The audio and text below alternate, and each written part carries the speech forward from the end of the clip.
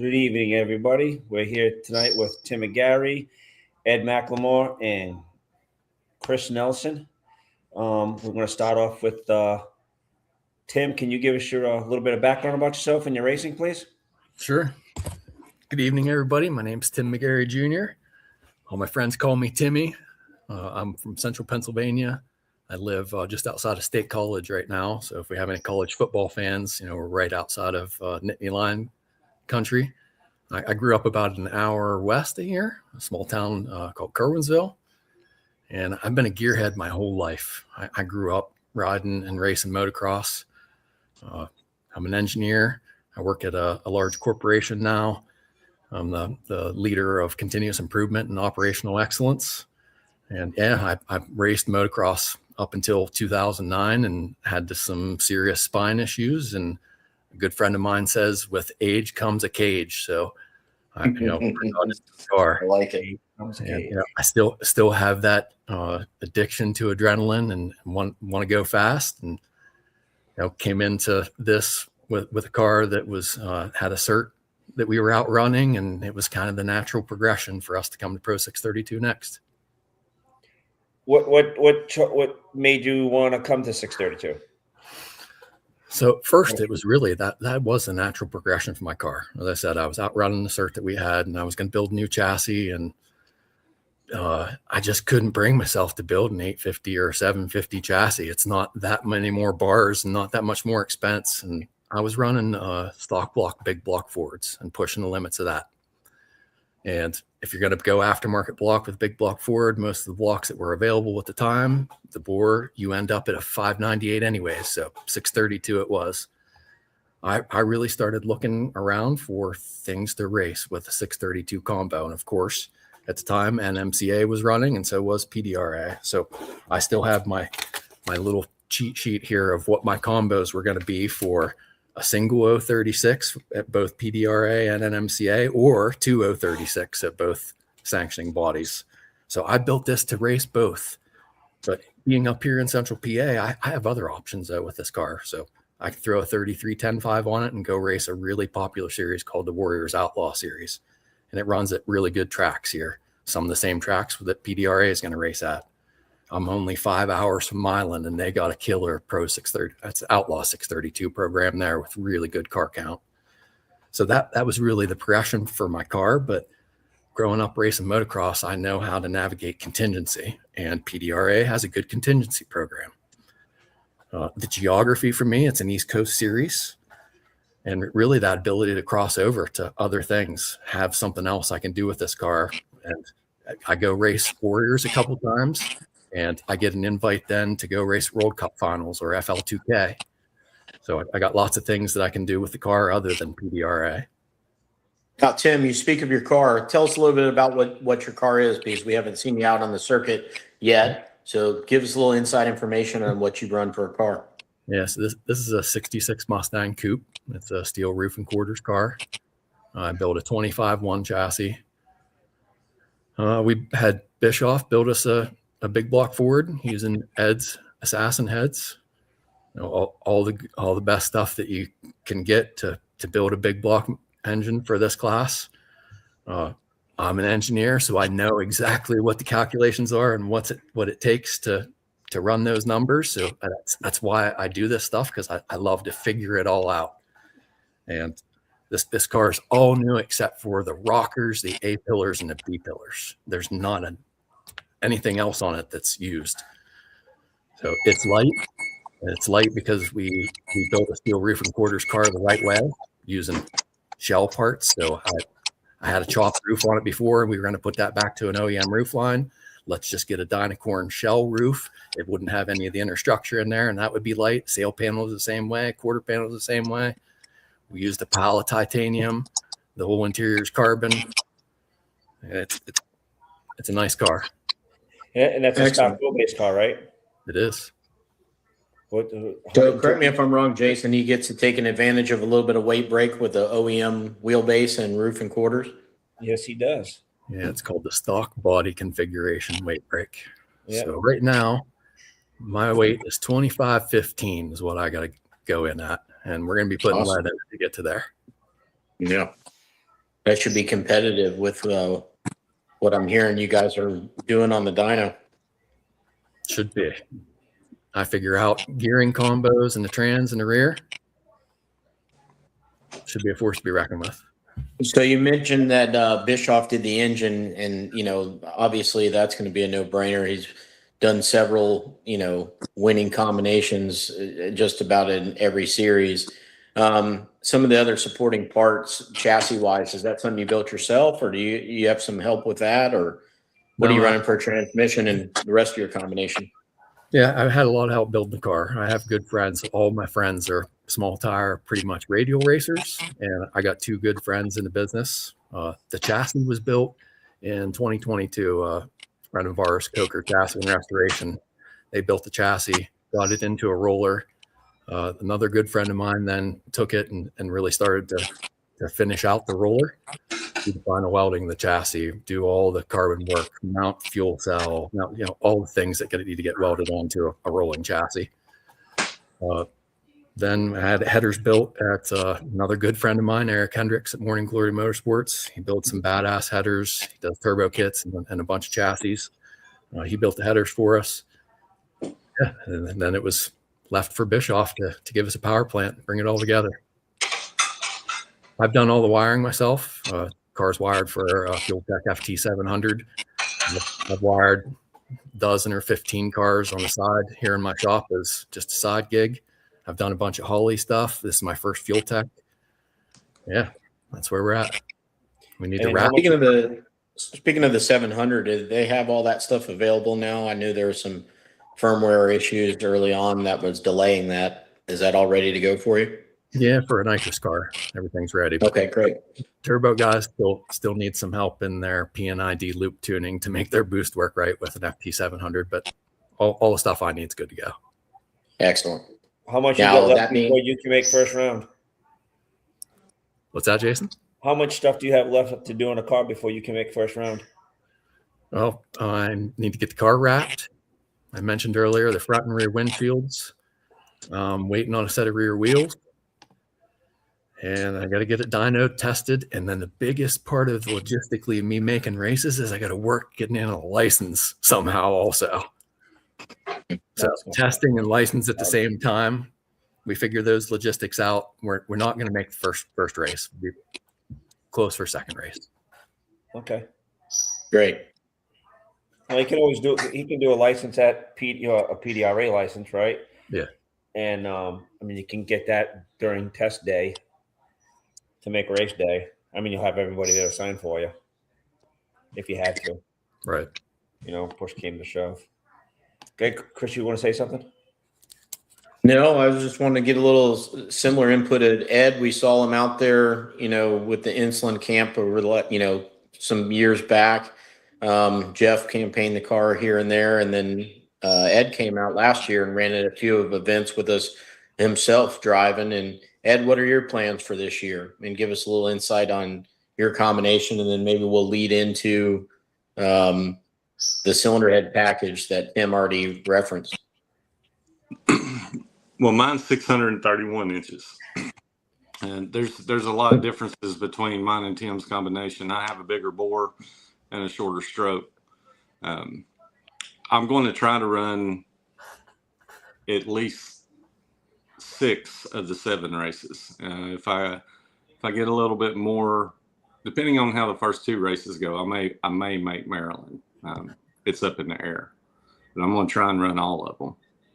That's the goal. Run the whole season. I know that I can run 6. Maryland's a little bit iffy at the moment. And the cylinder heads, they're the same castings. And you can order them complete from Tony, or you can order them complete from me. What Tim has is basically what everybody would get when they order a set. Darren Morgan developed the port and chamber for our CNC program, and he also did the development for Tony. He works for Tony, so either place that you buy them from, it's the heads have been. The induction was designed by Darren Morgan, the port and the chamber, valve sizes, all that stuff. It's a pretty nice piece. So you call that platform the Assassin. Is that a spin-off from any of the existing stuff, like a Sea Head or a Thor or anything like that? Or is that a whole ground up new design? Yes and no. It's not based off anything that has been readily available.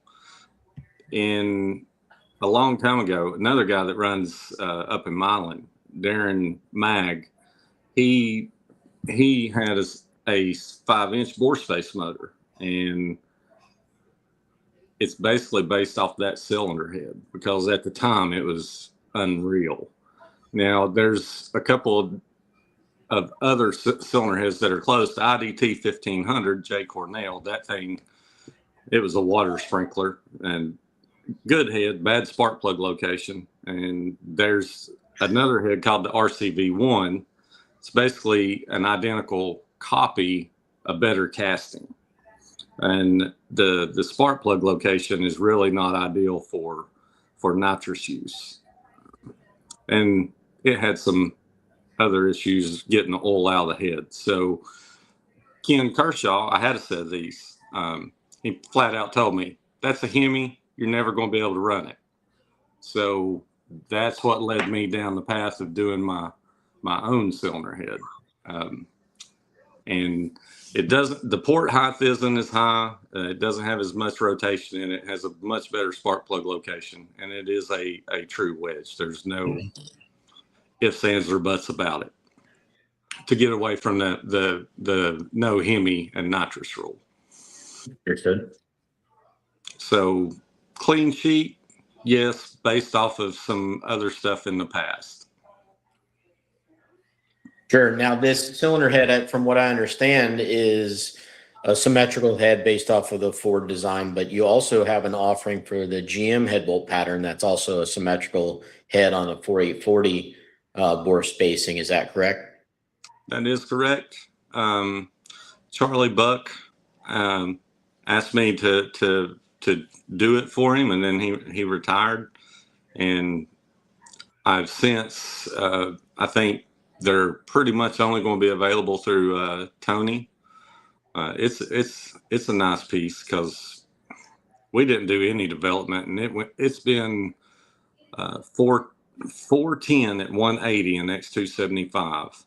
And there's another guy, and you know his name, I don't, but he went 388 in a 484 car. Yes. In a 484 car, yeah. And to add to that too, that was only a 706 11.1 deck height engine, which, and most of those cars in that category are 765 11.7 deck. So Charlie built a relatively small engine and still could stand in the paint with some of the other guys. So obviously the cylinder head was very powerful. And that stuff's gotten sold and resold and stuff like that. So that's the reason me and you talked about some performance numbers the other day, because it's no longer, in that no time configuration. But yes. So how readily available are the GM and Ford heads? And if a guy was interested in a package like that, how complete is the top end package, like what you had to offer, Tim? I can sell everything. We sell heads bare, CNC ported, and they come with Mold Star 90 seats. And this is a hobby, so it's not like it's sitting on the shelf. Okay. Pretty much make to order. We can do billets too. There is another competitor coming out that does have a billet set later on in the year. The rocker arms are readily available from Jessel and T&D and LGM. LGM is one of my sponsors this year.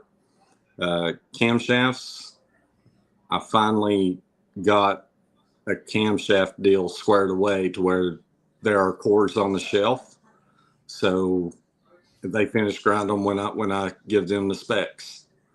Let me interrupt you for a second on that point. You say camshaft. So switching gears for a second, can a conventional lifter layout on both the big block Ford and the big block Chevrolet be utilized with those cylinder heads? Yes. Okay. Yeah. Both cylinder heads in factory lifter angle, factory lifter location is less than 6 degrees total. Now you can offset 150 and straighten it up a little bit, but it's really, really good. We designed it based off of bore size and valve train geometry. Okay. So bore size, you're saying using that as your limitation for valve diameter? Yeah. Yeah. So I like on to what keep on the big block Ford with your giant bore space and all that stuff, what can you guys achieve for a finished bore safely? On most cast blocks, 4.625. There is a company that makes some blocks every once in a while that you can achieve 4.650 with a cast iron block. If you get a billet block, about 4.680 is all that you would want to go. Has to be a solid billet block. And that's you're pretty specific earlier that your engine was 631 and different than Tim's. Do you care to share any on some different approaches that you guys may be testing?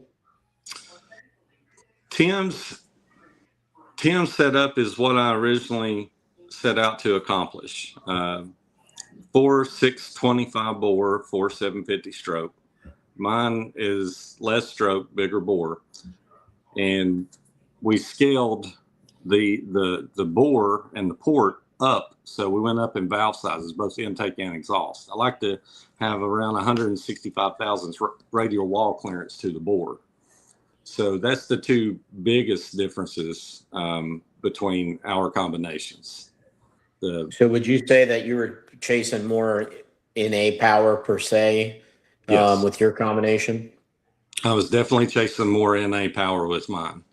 And have you had an opportunity? I heard Tim say earlier that he was kind of building with potential to run some different stuff and more flexible stuff. Maybe it sounds like a possibility running more nitrous, which seems to be common on the steel roof and quarter guys to do.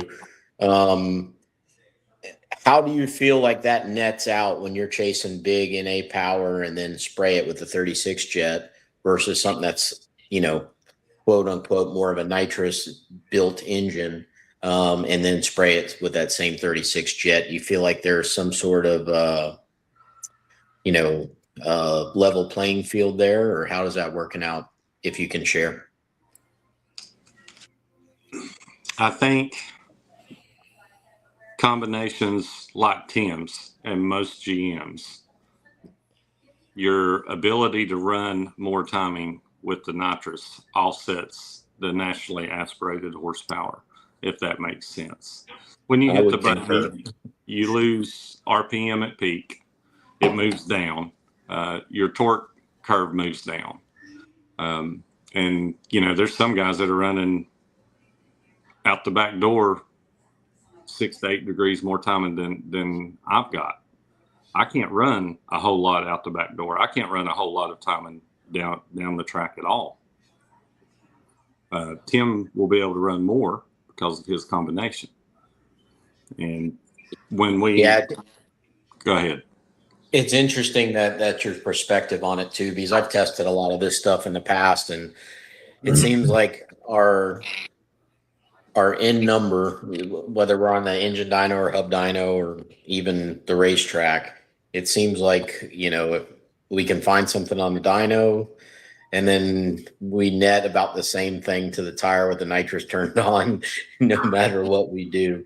And it's interesting to hear a different combination, big block Ford being different than the majority of the stuff out there, and kind of circle back to the same place.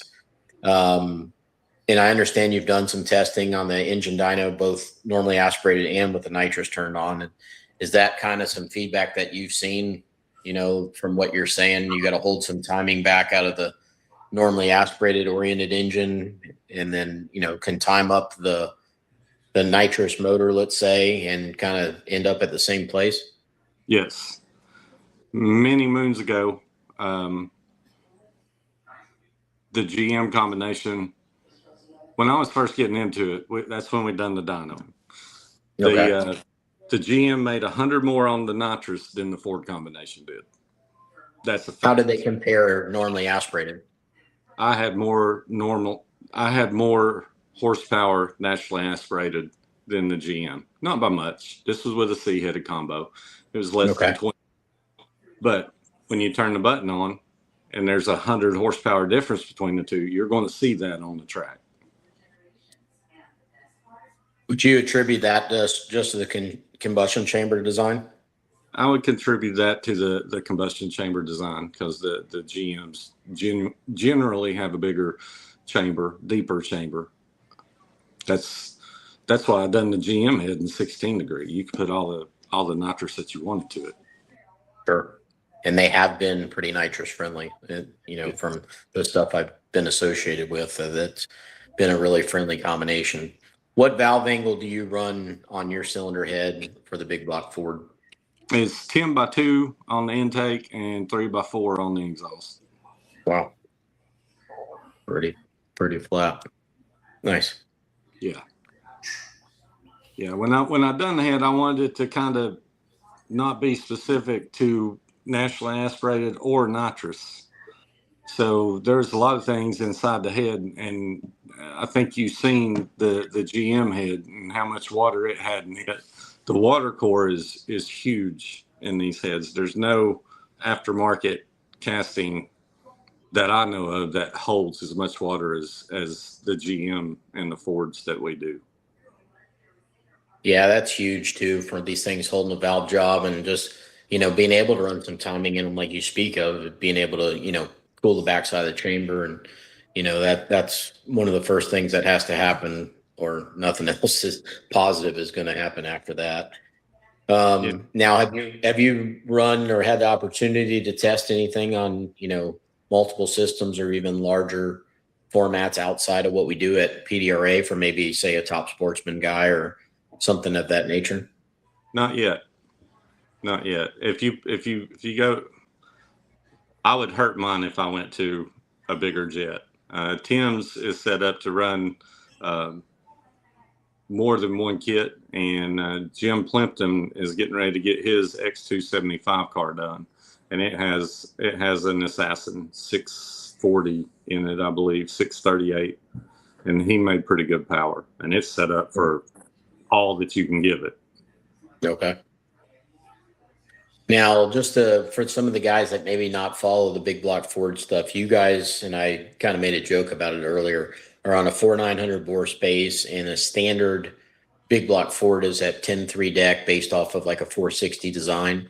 How does like the cam height compare to, say, a Chevrolet and stuff like that? Because obviously the template is right off the bat, seems like a better starting point with a symmetrical head, taller deck, larger bore spacing, things of that nature. It seems like it's a pretty good platform to start with.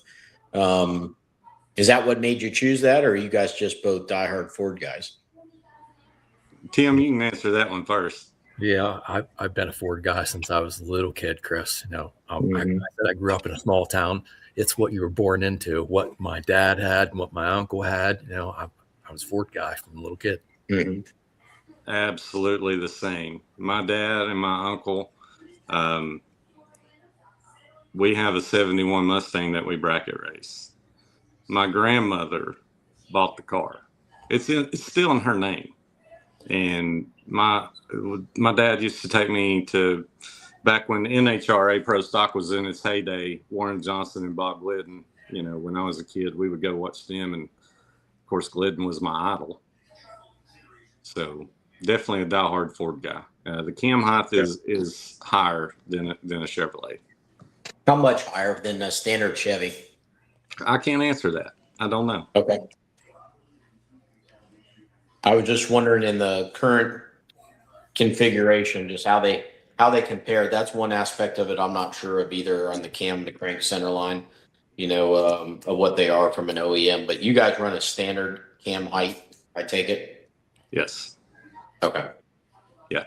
So price comparison wise, back in the day, a big block Ford was always one of those engines that was just terribly expensive to build anything of any quality. I don't see that being the case anymore. It seems like, now it's more of a case of, do you have a billet crankshaft, and then if it's a Ford or a Chevy or 4 3/4 or 5 3/4, they usually don't vary in price much. Cylinder head wise, what are you guys in the ballpark price range with the GM offering versus the big block Ford offering? I would like to think so. If you buy them from me, they're $8,000, and they're CNC ported with guides and seats, and we actually blend the seats in the CNC, so it don't take a whole day to do the valve job on them. I don't know how that compares price wise. Is the Chevrolet head the equivalent money? It would be, yes. Okay. Yeah. No, that's very fair. I mean, it's tough to do anything of any quality with alloy seats and CNC and something that's fittable or pretty close to being fittable to run with push rods and stuff like that for anything less than that. So yeah, that's and it goes up drastically from there potentially as well if you get into some stuff like Jason's got a relatively exotic cylinder head on his, and yeah, you snuck in and took a peek at it this week. Yeah, I built my confidence. So that's a very expensive platform to work off of too. So that's why I'm just wondering to take a little bit of this maybe false information out there that it's a super expensive or anything like that combination to build it. I pretty much, in my opinion, think that they're about equivalent now price wise between say a Ford or a Chevrolet using equivalent manufacturers and components and stuff. I absolutely agree with that. Yeah, absolutely agree with that. Yeah, and it used to not be the case because I remember you could get stock stuff, scat stuff, or billet stuff. Generally for a big block Ford, there was no like Callie's Magnum or anything like that. Which now it's starting to, I don't know if there's more of you guys or what the case may be, but now you're starting to see some of that stuff on the shelf. With some moderately priced forgings and things of that nature. So what do you guys run for a block? I run a billet block. Daniel Campbell at Design Performance, he makes a Ford billet block, and I run the billet block. Mine's a CNC Motorsports block, and I got a little funny story about that. I first saw Carol Carter advertised in Carcraft magazine in 1992. I've been dreaming about building that engine since then. He said a magazine. How old were you? I was 92. I would have been like 14. Yeah, me too. 14. Yeah, I think I was too.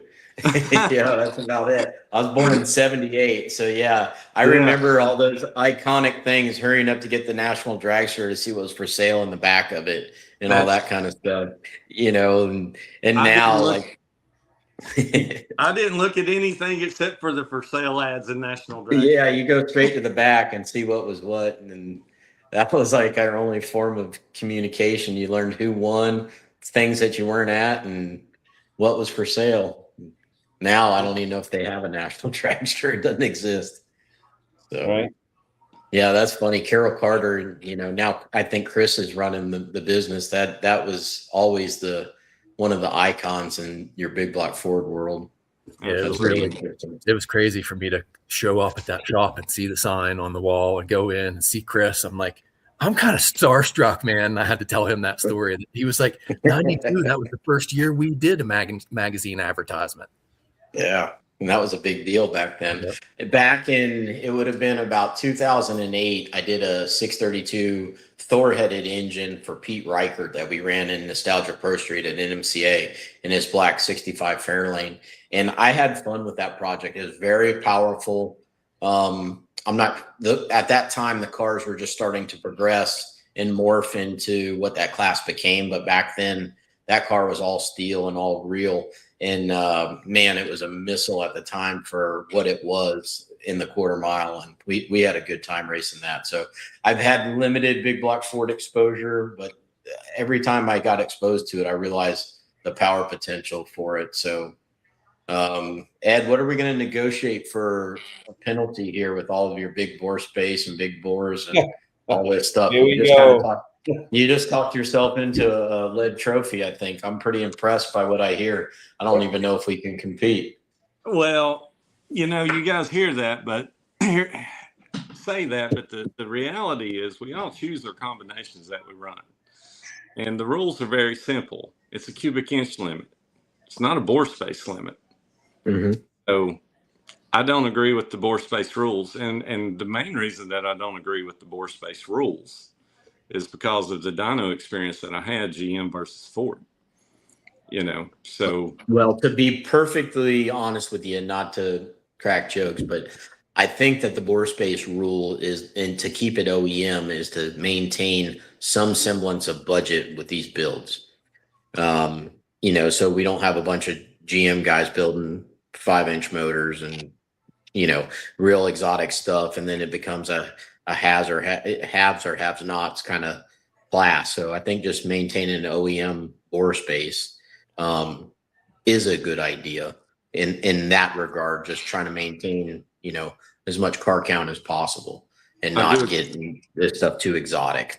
But I definitely am glad to see you guys coming out with your Fords. I think we need, like we talked about before, need some rivalries. I understand there's some Mopar guys. And while we're talking bore space, they're at 4,800. So they're at a little bit of a deficit. And there was some weight allowance given to them, trying to encourage them to come out. So I'll be looking for that same thing coming up here versus the Fords. But who knows how you get a hold of those Mopar guys? Excuse me? I said, does anybody out there know how to get a hold of those Mopar guys? National Dragster? I don't know. Maybe run a wanted ad. Actually, I do. I'm friends with Tim Banning at For Henry's Only. I could ask Tim because he's usually somewhat related to anything now that he owns Keith Black. He's related to most anything Mopar. So I'll ask Tim if he knows any of those guys, but that would be my only connection. Wasn't JC and Mark Mickey building transmissions for them? Allegedly. Allegedly. Yeah. That's the first I heard of it, but I saw the rule pop up, so I assume somebody's been, advocating for the combination. It's probably Reenie in the background. Honestly, he's a Mopar queer at heart, so that's probably what it was. I don't know. Maybe did I hear you correctly just then? Say queer? Yep. Can we not say that on here?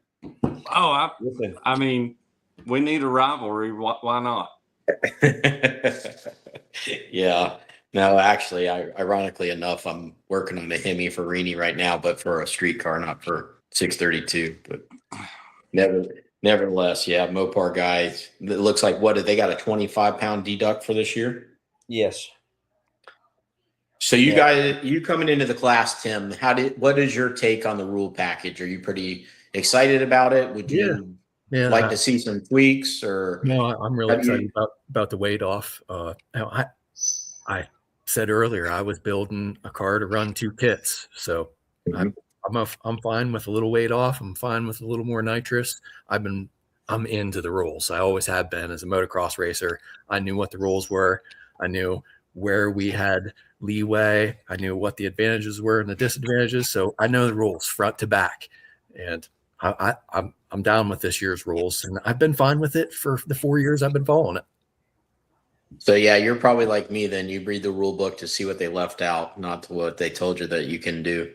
I read it for all reasons. I want to understand what we have to compete with.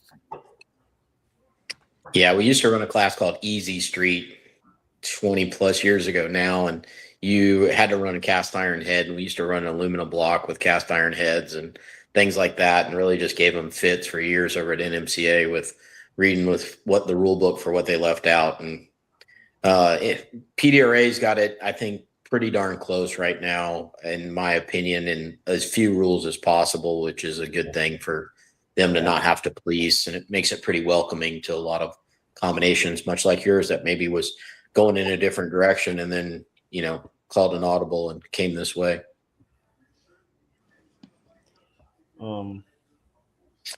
Hey, Ed, I have a question for you. We were talking all this nonsense earlier about, horsepower and dyno numbers and all that stuff.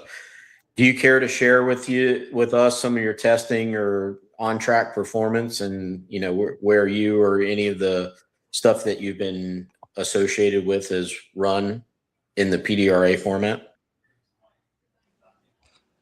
Quickest GM that I was associated with went a 419. Nice. My combination, it's got three hits on it. It's been a 433, 169. It back halved really good. It bogged on the hit, but we've made some changes, and you guys talk about it every show, working on your combination. Troy looked at the data from Bristol, which the best that we went there was a 438 at 164. Troy called my converter company, PTC, and they talked about a couple of things, and they made 2 changes in the converter. And the next race that we went to, we took 4 degrees of timing out across the board just to make sure that it would go down.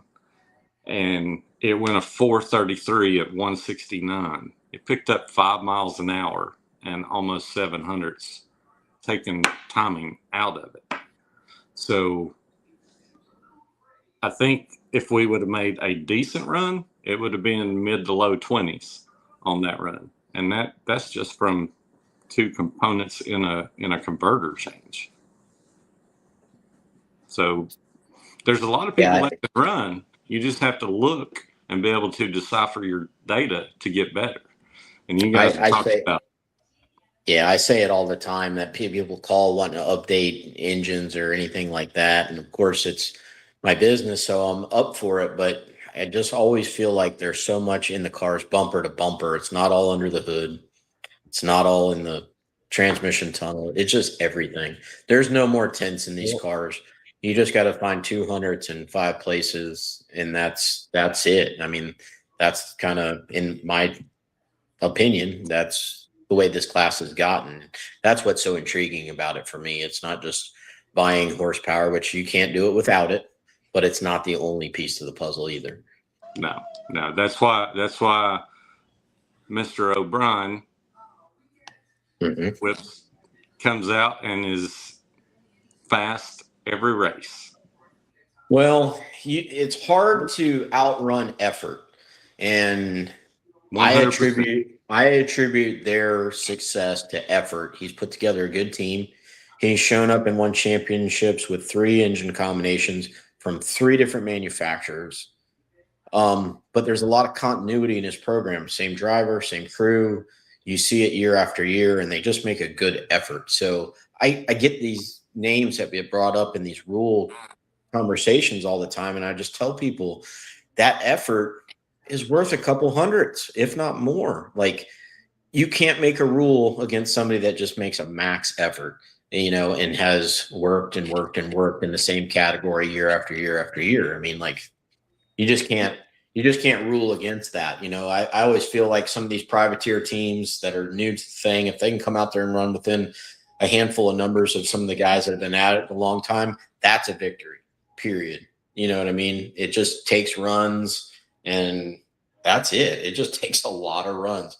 You know, Tim, you're an engineer, you understand, and you'll probably start off closer than most, but then after that, you'll come home from the first race totally with a whole new notebook full of questions that you got to find answers to on, you know, why this, why that. And it's just unbelievable. I mean, we, you know, analyze runs on transmission fluid and just all kinds of stuff, because when you start splitting hairs, you just see, why was this run different than that one? And then you got to go just start digging through your logbook to figure out why. And I mean, it's just such a fun class. I really enjoy it. I know you're going to love it from the analytics standpoint, and I'm excited to have you guys back out racing this year. I'm Yep, excited looking forward to it. Now, I know Tim, you're just getting your car together, and Ed, Yeah. have you got any testing in yet? No, I'm gonna test I'm gonna test before the race. Tim's gonna be with me first race, helping me. Him and Troy. Troy's gonna be pulling double duty, so I had to steal my teammate for a weekend to get me through the first race. So you guys, and if you don't want to talk about it, you don't have to. You guys somewhat, because you're all kind of running out of the same combination, let's say, with some differences. You guys are going to kind of be a pool your information, be a multi-car attack. Indeed, we are. Yeah. Tim is my teammate. Excellent. It's good to hear. So I know Jason's got some action for first round at the first race. Ed, anybody you're looking for? Okay. Well, who are you going to be with this year? I'm going to be with the David Cook bunch, which we're available. Runner-ups available for second round after Jason. So if you want to do something there, I know Cook Senior, he's peacocking already just after testing, so I'm sure he'll watch. Is that what you want to call it, peacocking? I mean, He's proud. You tell me. I mean, you ever seen a peacock? Man, he's strutting all right.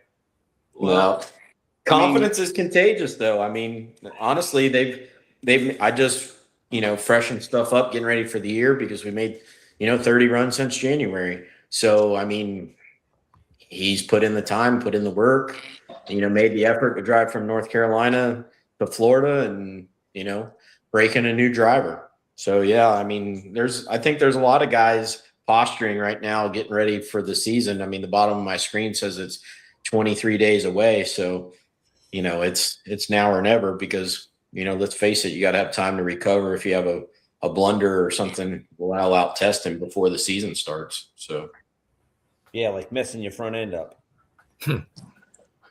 Talking about first round qualifying, I'm pretty much down with anybody that has a GM. All right, I like it. Whoa. I like it. Let's stir the pot. Yeah. Anybody who's got a GM, Ed wants a piece of you. All right. So you guys out there are watching, hopefully there's somebody out there paying attention. If you want some action, Mr. Ed's looking for it. And it sounds like I will bring the fake $100 bills, so it look like we have a lot of money. Well, we don't have to do that. We can run for meals. So I'm sure none of us. Jason is usually cooking, so he can have a night off if he wins one. I'm glad you brought that up. So now I can vent some air out of me. So I put up a post on 632 Owners and about cookouts. We all talked about having cookouts at certain places, certain races. Yeah. And there's only 7 races this year, and we got way more teams, thank God, than we have racers. Finally, and Ed said he offered to do Bristol. David Cook offered to do Galat. So that leaves Darlington.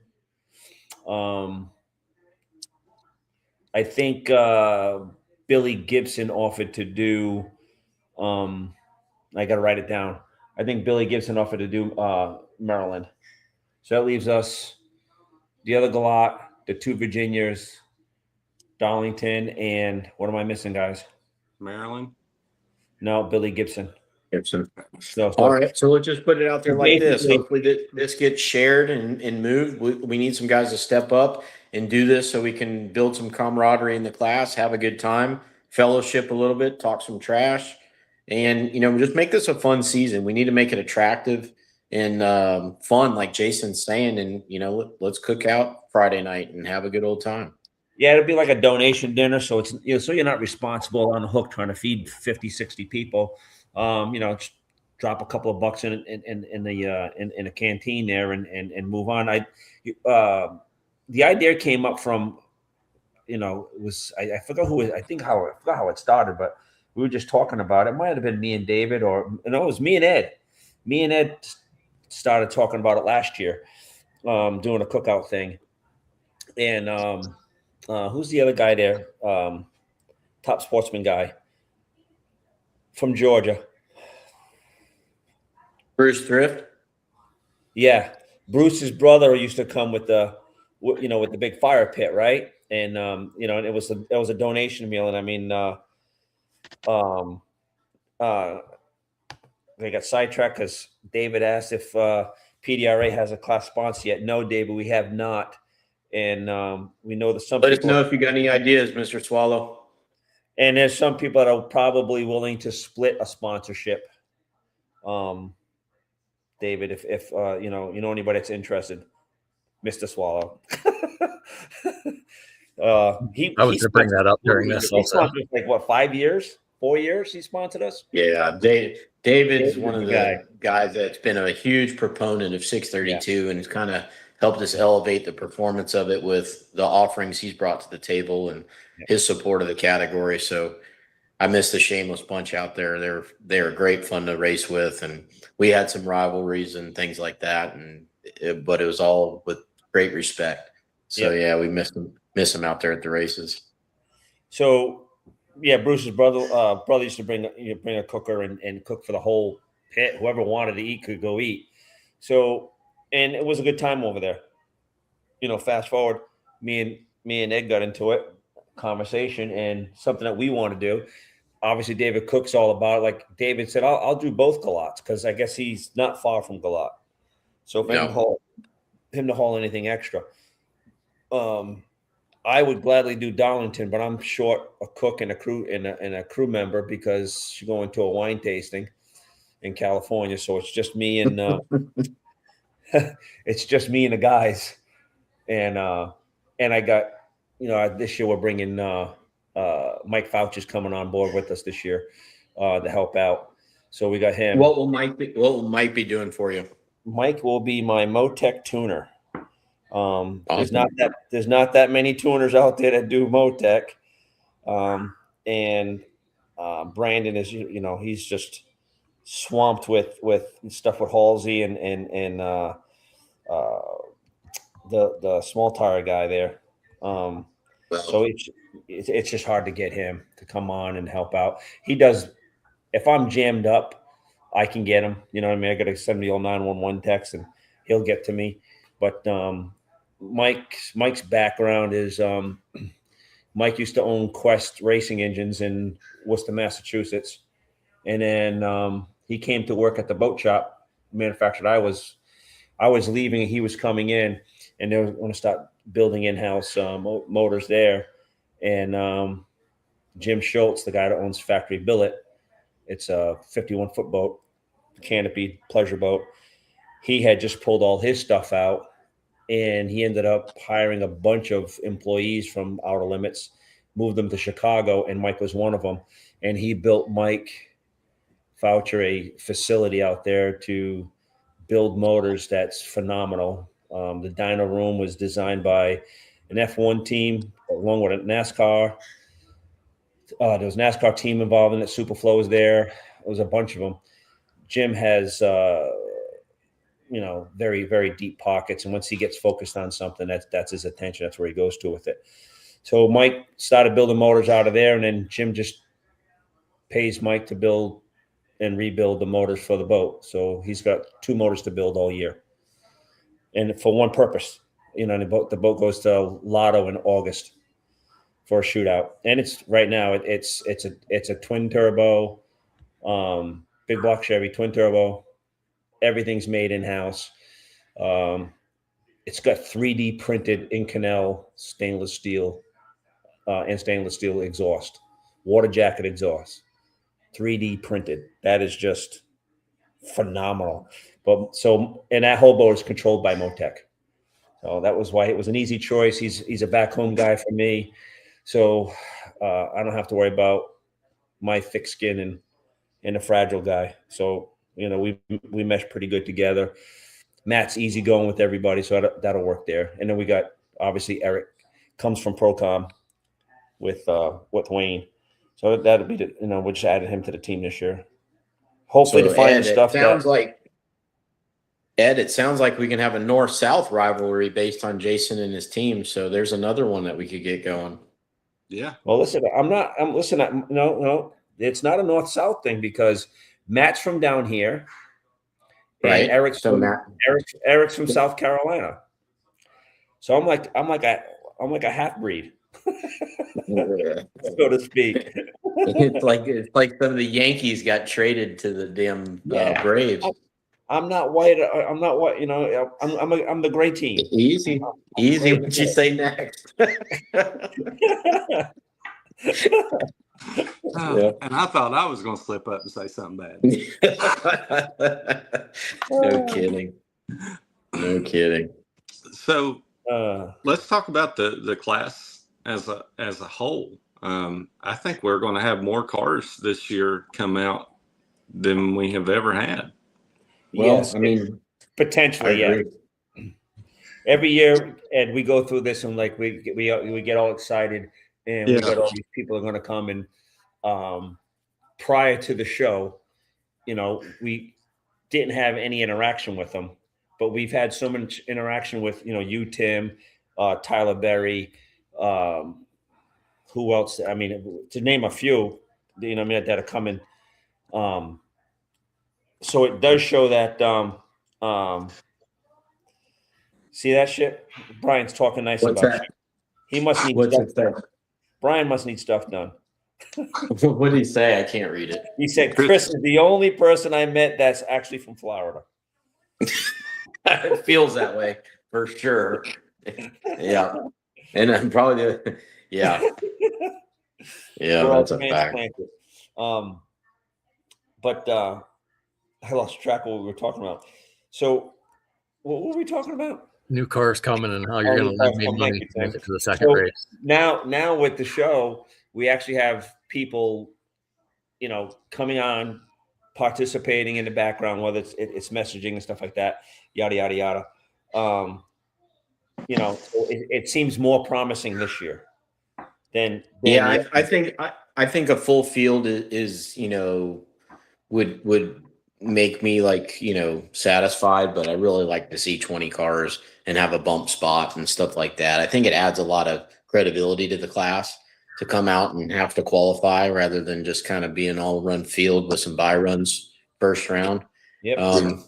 That always kind of was a downer to me is, the guy who qualified best ended up with, this great side of the ladder with some buys. And it just seemed like it was, I don't want to say unfair. You should be rewarded, but it wasn't, I don't know, me being competitive natured. I always wanted to see matchups, and not having a full ladder didn't create some matchups in the early rounds. So and I think that's a goal. That's a goal of mine, and why we're donating our time to, try to stir the pot and stir up some interest. And, we got guys like Dave Swallow watching and paying attention. I'd love to see him come back and, field a car in our arena because, it's just what we need. More guys.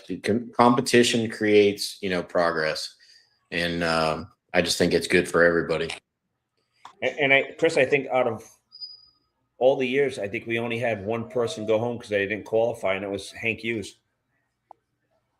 Yeah, Hank's another one I'd love to see come back. I know he's got some off the track stuff that he's been, focusing on, but as soon as we could get him back, that'd be another great car to have back. He's always a fun, jovial guy to have around. I talk to him weekly. He needs to he wants to get some tests in. He wants to get some Jalen and maybe Chris Bell to the track because he struggles, right? He struggles the first 100 feet. He says he runs 165, 167 miles an hour, so he's somewhere in the ballpark. You know what I mean, far as Sure. horsepower wise. Just come out and hang out with your extended family and test your car while you're there. Just bring it with you. We'll be at the track. So, but he just doesn't want to. With him, time is very valuable at the moment. But I don't know. I don't think I have anything else really. I will once we go. Okay, it's been a good night. Everybody have blah blah. See you later. Bye. Then I hang up and I go. I should have mentioned this. I should have mentioned that.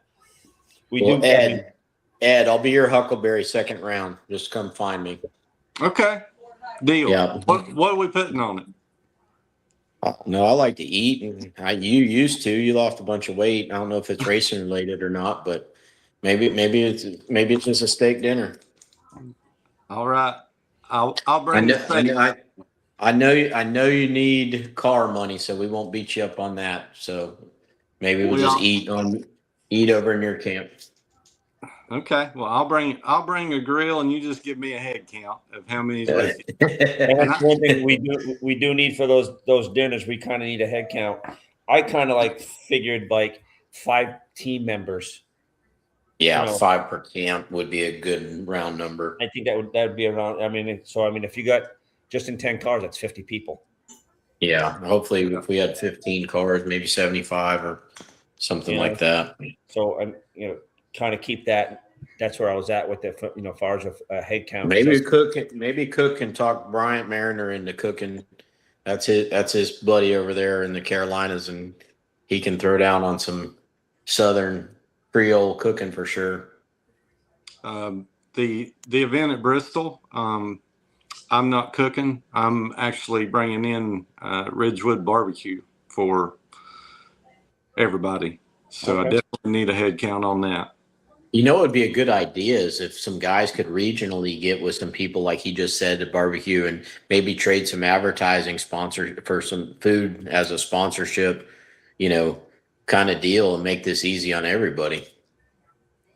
Well, Eric's dad does. Eric's not far from Darlington. His dad does the same thing, and if he had a head count for Darlington, he probably would roast a pig at the pit. 75 people. There you go. Okay. I will have 7 with me. Wife, grandkids, Tim, and Troy. Damn, you're that old? Grandkids. Grandkids, yes. Good Lord. You must be Jason's age. Whoa. Well, funny story. My wife's sitting over here listening to this. She robbed me out of 8th grade. What? Whoa. It's a family show. Hey, listen, they just had a whole story about a mayor and a 16-year-old kid on the news. No, I was the senior in high school. Teacher? Was she your teacher? Well, she liked to think that she was, but I was the senior in high school, and I moved in with a friend of mine, and she lived in the apartments below them. Well, I was playing with her kids that was 4 and 7, and then she just started flirting with me. So that is halfway how it happened. You were probably good at playing PlayStation, so you were just like a built-in babysitter. Who you kidding? That's exactly it. Brian Parsons says it's legal in Tennessee. Brian Parsons, imagine that. Yeah. I can't wait till Brian comes to a race. Everybody needs to meet him. He is obviously a comedian. Okay. Come on. Well, we know what we're going to bet that race then. It's going to be beer. So that's perfect.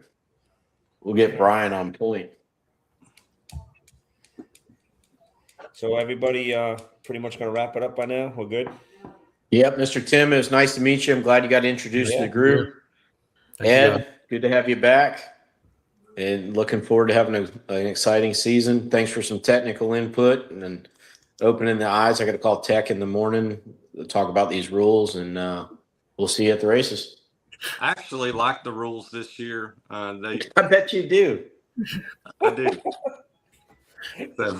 They said in favor of Ed all over it. Yeah. No kidding. And Alan O'Brien's right behind you. He's like, put Ed up front. I'm tired of being, the Yeah, center. he's been texting Ed the whole time. Shut up. Right? Alan, Yeah. look, I love Alan to death, and this is why. He is a great supporter of our class. Absolutely. And I talk to him once or twice a week. And what I love about the guy more than anything, there is no gray area. He says what he wants. He does what he wants. And he doesn't candy coat anything. And him and his team are coming out to whip all of our asses this year. And I love that confidence. Why should it be any different than the last 3 years? Exactly. Right? No, And I'm pretty sure that he's bringing 3 cars at some point. So yeah, no, they canned the Pro Nitrous car program and taking the spare big block that they had for Jeff Pittman's car and putting it in that car. So it'll be same package as Jeff in that 67 Camaro plus Jeff's car and Jeff Melnick's car. yeah. So we'll have to deal with 3 of them out of that camp. I mean, well, it is what it is. I mean, they got a lot of people there, plus all the other cars they got. So they got a lot of people there to get everything done. They manage it very well. Yes. Well, I just want to thank Procoms for sponsoring us on the show. As you've seen, Chris ducked out already. Yeah, he gave us the Irish goodbye. Yeah. He's Yeah. like I'm taking my ball and going home. Yeah, he good like that. Thank Procoms for sponsoring the show. Keep in mind, again, if anybody can help out with sponsorship for the team, for the class, that'd be great. I do have a email package from me. I do have an email package that has the sponsorship on it. Ed, you probably have the same one from last year if you were involved in that with PTC. From what I understand, Will is going to be working the backside of it in the shadows a little bit to help Tommy and Judy out before he goes full-time Top Fuel racing. And Tyler is taking over that position at the moment. And it seems like from his post, he's moving forward with getting more sponsorship money. We just haven't seen a sponsor yet for 632. So hopefully it is what it is. I think somebody posted on the group page. It's basically, if we self-sponsored it, it'd be like $2,000 a team to throw at it to self-sponsor if we had to. I don't care I wouldn't care to do that if we had to. I don't know how many other teams might not want to do that, but I do want to thank my sponsors for enabling me to do this. Elite Assassin, AED Carburetors, LGM Engine Development, Wilkes Performance, and Jarvie Performance Castings and PTC. Okay. All right, guys. Well, thanks very much for coming on. Yep, Can't wait to see you in a couple of weeks. And I'll talk to you soon. Yes, sir. Thanks for having us.